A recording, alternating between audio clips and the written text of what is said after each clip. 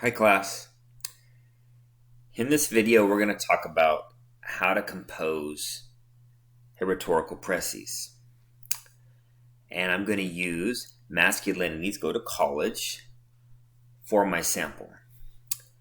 But first I want to remind you of the importance of those reading strategies that you practice in units 1 and 2.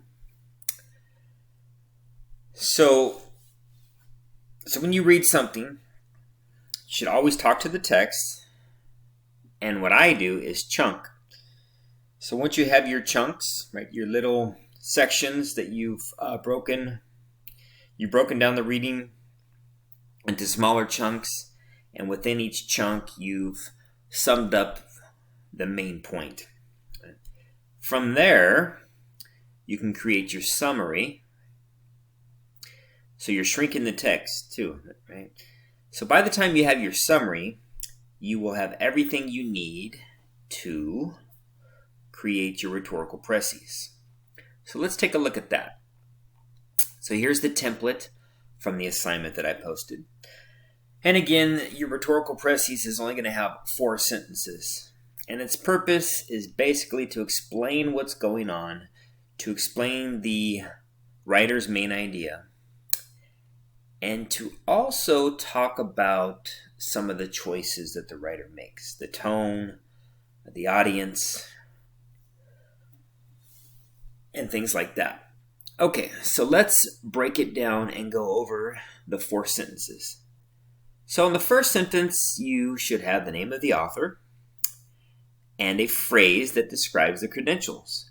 So here would be a good time to use one of those positive phrases that you learned in the first part of the semester.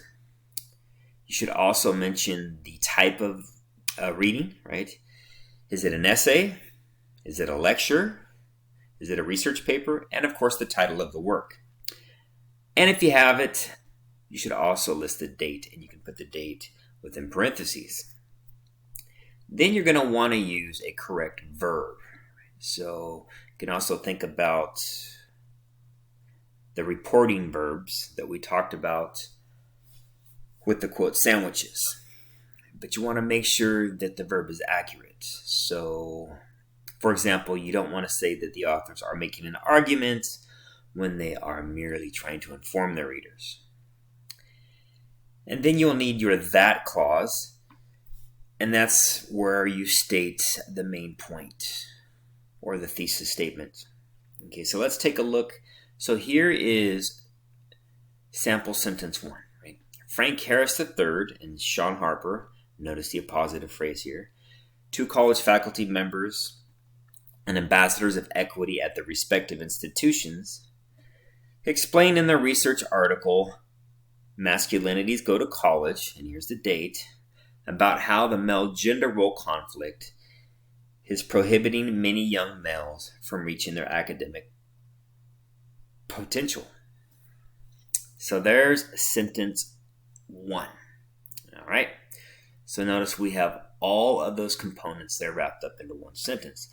That's why it's important to use those phrases, right? Because you could have 1, 2, sometimes 3 or more phrases, right?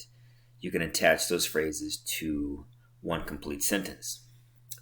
Sentence 2 will include the following: an explanation of how the author develops and or supports the thesis, such as by comparing and contrasting, narrating, illustrating, defining, right?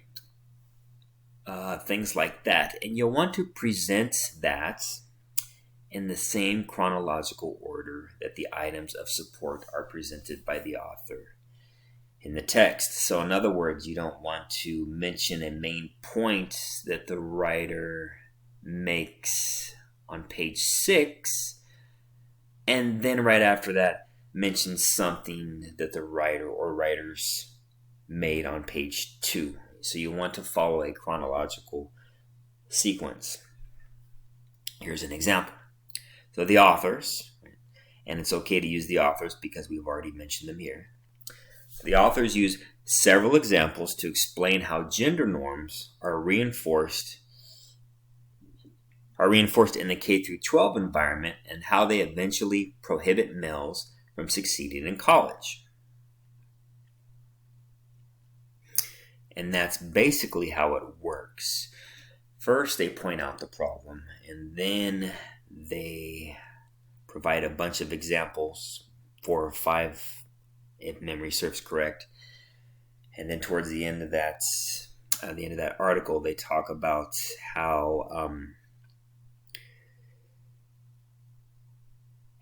the traits, right, that those students have exhibited within those examples, how they might prohibit those males from succeeding in college. So that's your second sentence.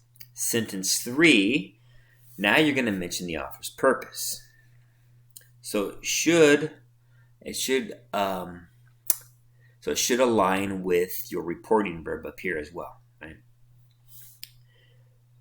So you're going to state the author's purpose, followed by an in order to clause in which you explain what the author wants the audience to do or feel as a result of reading the work. So here's an example of sentence 3. Harrison and Harper want to inform, so there's our purpose, want to inform their readers of the male gender role conflict. And also, I'm going to stop there for a second. We also have a key word. Right? So as you're reading and talking to the text and chunking, you should be looking for those key ideas or key terms. So let's start again. Harris and Harper want to inform their readers of the male gender role conflict, right? And here's our in order to clause. In order to compel their readers to institute practices which will help male students resolve it. And what is it referring to? That male gender role conflict. Okay, now sentence 4 will include your description, a description of the intended audience. Right? So who are the writers trying to inform or trying to persuade? And the tone. Right? What kind of tone does the writers use? So here's an example of sentence number 4. The author's primary audience are anyone affiliated with the post-secondary education, right? Because we're talking about college here, faculty, administration, right? And they maintain an informal tone throughout the article. Formal, and you can also mention a neutral tone, right? Because they're not using highly charged language. They're simply wanting to inform the readers what's going on and ways to prevent it. So those are your 4 sentences. So thanks for watching, and I hope this video helps.